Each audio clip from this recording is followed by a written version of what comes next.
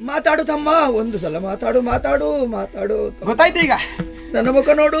ಹಾ, ಮಾತಾಡ್ಲಿಕ್ಕೆ ಆಗುದಿಲ್ಲ ಅಂತ ಗೊತ್ತಾಯ್ತು. ಹಾಗಾಗಿ ಮಾತಾಡು ಮಾತಾಡು ಅಂತ ಹೇಳುದು. ಕೆಲವರೆಲ್ಲ ಇದ್ದಾರಪ್ಪ ಹಾಗೆ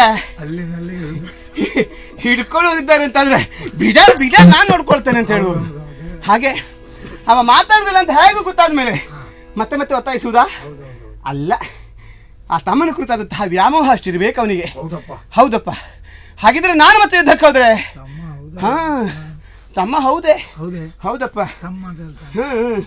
ಮುಖ ನೋಡಿದ್ರೆ ಗೊತ್ತಾಗುದಿಲ್ಲ. ಹೇಳು ತಮ್ಮ, ಹೋಲಿಕೆ ಉಂಟು. ಸಲ ಮಾತಾಡು.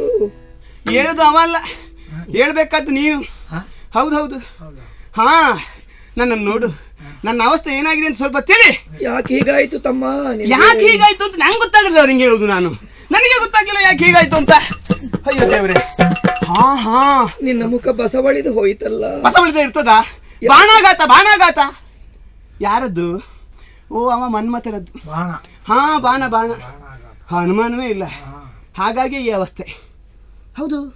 ಹಾಗಿದ್ರೆ ಅವಸ್ಥೆ ಸರಿಯಾಗಬೇಕು ಅಂತಾದ್ರೆ, ಅದಕ್ಕೊಂದು ವ್ಯವಸ್ಥೆ ಆಗಬೇಕು ಅಂತಾದ್ರೆ ನೀ ಮಾತಾಡ್ಬೇಕು. ಮಾತಾಡು ಮತಿವಂತ ಪ್ರೀತ. ಅವ ಸಾಯಿ, ಅವ ಸತ್ತೋಗ್ರೆ. ಅವ ಸಾಯ್ಲಿಕ್ಕೆ ಬಂದವ, ಅವ ಸಾಯ್ಲಿಕ್ಕೆ ಹುಡ್ದವ. ಅವ ಸತ್ತೋದ, ಅವ ಹೋದ್ರೇನಂತೆ. ನಾನು ಬಂದಿದ್ದೇನೆ ನಿನ್ನನ್ನು ಮಾತಾಡಿಸಬೇಕೆನ್ನುವ ಕಾರಣಕ್ಕಾಗಿ. ಅಯ್ಯೋ, ನೋಡ್ತಾ ನೋಡ್ತಾ ಇದ್ದ ಹಾಗೆ ನನಗೆ ಯಾಕೆ ಹೀಗಾಯ್ತು? ಕಾಮನ ಬಾಧೆ ಬಹುಶಃ ಇದಿರಬೇಕು. ಅದು ತಣಿಬೇಕು ಅಂತಾದ್ರೆ ಇವನೇ ನನ್ನಲ್ಲಿ ಯುದ್ಧ ಮಾಡ್ಬೇಕು. ನಾ ಮಾಡುವುದಲ್ಲ, ಅವನೇ ಯುದ್ಧ ಮಾಡ್ಬೇಕು. ಹಾಗಾಗಿ ಕಾಮನ ಬಾಧೆ ತಣಿಸು. ದುಗಡ ವಿಪರೀತ ವಾಪಸ್ಸತ್ತದಕ್ಕಲ್ಲ ಇಷ್ಟಲ್ಲ.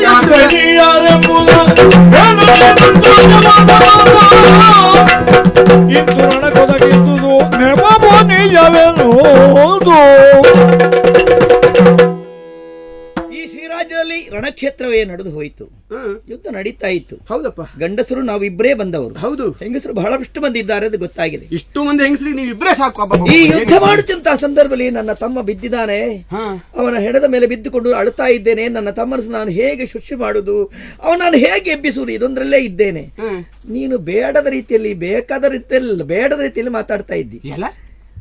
ನನಗೆ ಸಮ್ಮತವಾದ ವಿಷಯವೇ ಅಲ್ಲ. ಆದರೂ ಹಾಗೆ ಹೀಗೆ ಅದು ಇದು ಅಂತ ಹೇಳ್ತಾ ಇದ್ದಲ್ಲ. ನೀನು ಯಾರು ಅಂತ ನನಗೆ ಗೊತ್ತಾಗ್ಲಿಲ್ಲ. ಯಾರು ಅಂತ ಗೊತ್ತಾಗಲಿಲ್ಲ. ನಾನು ಮಾತಾಡುದು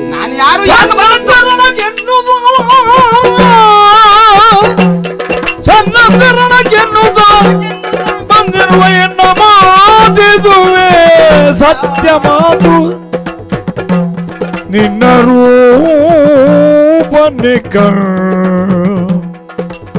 ನಿನ್ನ ರೂಪನೆ ಕಂಡು ಭ್ರಮಿಸಿದೆ. ಮನ್ನಿದೈ ಮನ್ನಿದೈ ಮನ್ನಿದೈ ಅನ್ನ ನಿಂದು